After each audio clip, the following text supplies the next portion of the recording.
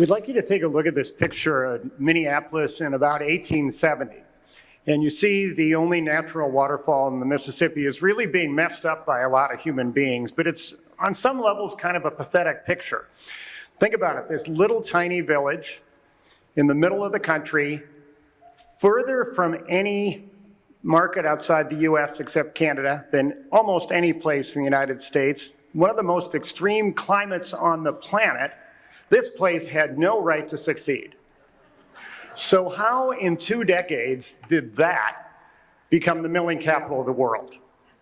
Well, it's everything about what we're talking about today, because on one end, it was some people with some really bright ideas. Flour. Flour was a luxury back then. But the people in Minneapolis who were running these mills began to understand how to produce it in a way that could make it accessible to the masses. And once they did that, the world came to Minnesota. Minneapolis became the milling capital of the world. But the story doesn't stop with bright people with a good idea. It includes these people. These were the people who came to work in those mills, and they came with names that were very exotic and very difficult to pronounce for the people here. Exotic names like Anderson and Johnson and Carlson. And in Bohemian Flats, they had really strange names like Rybak, which they would mispronounce Rybak. And when you think about the immigrants who powered this community and the ingenuity, the milling capital of the world was based on the world coming to Minnesota. And from that day, this has been a global community way beyond what it should be. We've heard so much and should about the fact that we have far more Fortune 500 headquarters per capita than almost any community in the country. And that includes so many that are doing business around the world. General Mills, Medtronic, 3M, Cargill. You can go on and on, big and small. We are playing a wildly disproportionate role around the globe. But something else happened.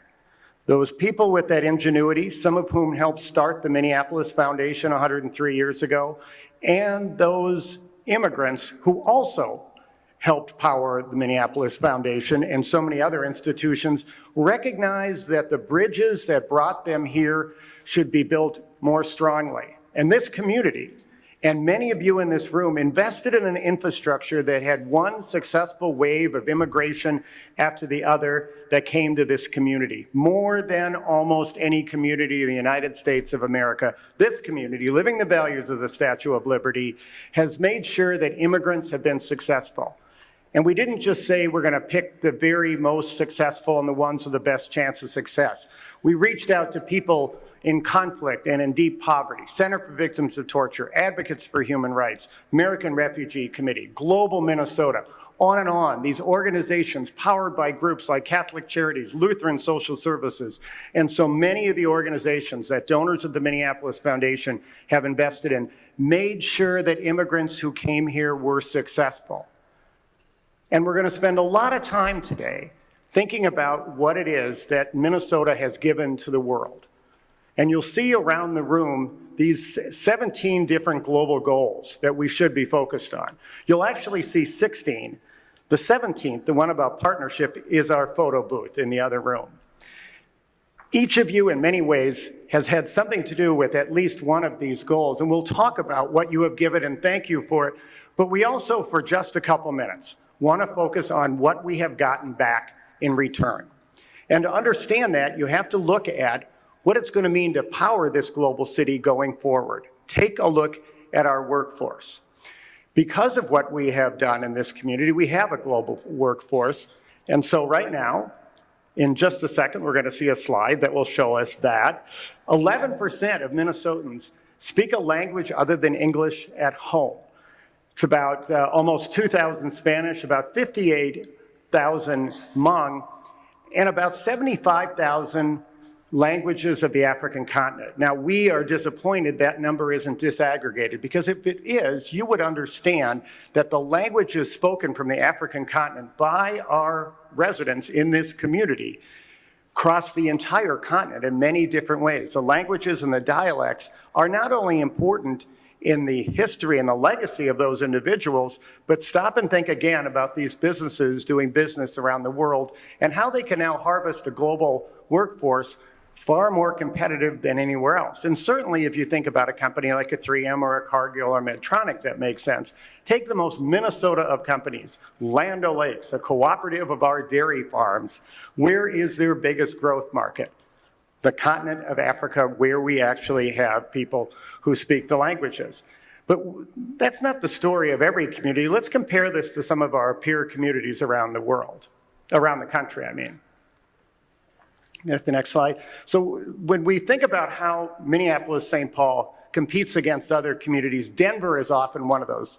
Greater MSP, one of our sponsors, spends a lot of time benchmarking us against what other communities are. We'll take a look at here, Minnesota and Colorado. Now, actually, there are 9% of the population in Colorado speaking foreign languages and about 8% in Minnesota. But look at that very large black bar on Colorado. That represents Spanish. An extraordinarily large percentage of the people who speak another language in Colorado speak Spanish, and that's very important for Spanish-speaking parts of the world. But our diversity is more diverse than most other people's diversity, if you get it. Do you see how that's split in a different way? We are able to harvest from our workforce because of your investments in making waves of immigration successful here. We are able to find workers who not only can themselves go another place, but can sit next to us in classrooms and in businesses. Go to another peer. Let's take the example of Atlanta. Georgia, the exact same story. What's interesting about this, take Atlanta, take Colorado, take any of these other places, and you recognize that if you were trying to locate a global business there or grow it there, we have a tremendously strong competitive advantage. So we're going to talk about what we give to the world, but we need to also do a better job of talking about what we get. And it's not because I think the people in this room are selfish.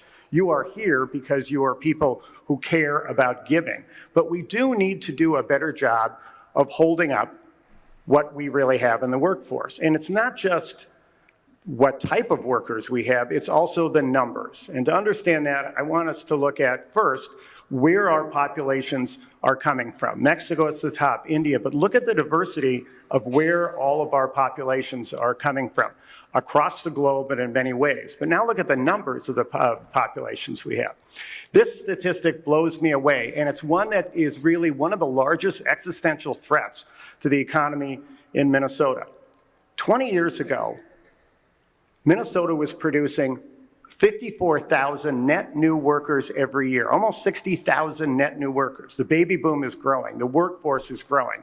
An employer could find lots of people who could do the work. 10 years later, as the 2000s began, that number was almost cut in half. The baby boom began to age. Now look at what that is today. We are only producing 6,000 new net workers every year. If immigration slows, that number goes to net zero.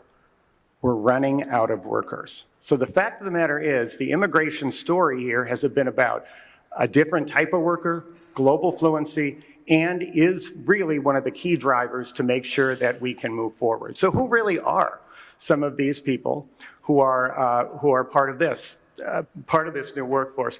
Phua Lee, born in Thailand, gets a political science international relations degree at our own Carleton College, and is now a Minnesota State representative. Take another one. Zabib Abdi.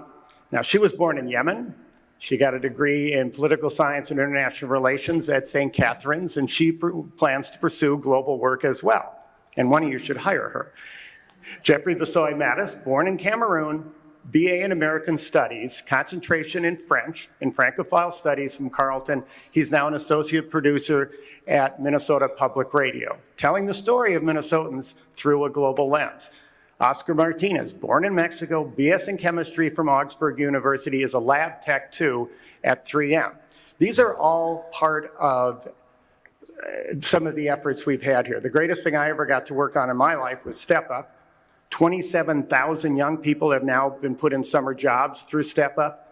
Almost 50% of them are from first or second generation immigrant families. We can harvest a great workforce. Like Senri, who was born in Burundi, a BA in healthcare admin and management from Minnesota Duluth. She's now an operations associate at RBC Wealth Management. As I finish, I want to give you just two more people. Three more, actually. One is in the audience, Ben Lee. Ben, can I embarrass you and ask you to give us a wave here? I know he's around here somewhere, so.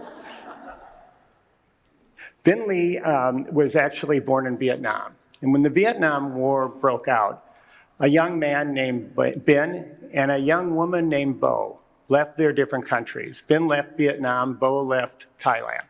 And they came to this place called Minnesota.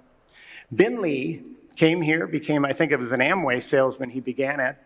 He and his wife bought 2 liquor stores that became successful.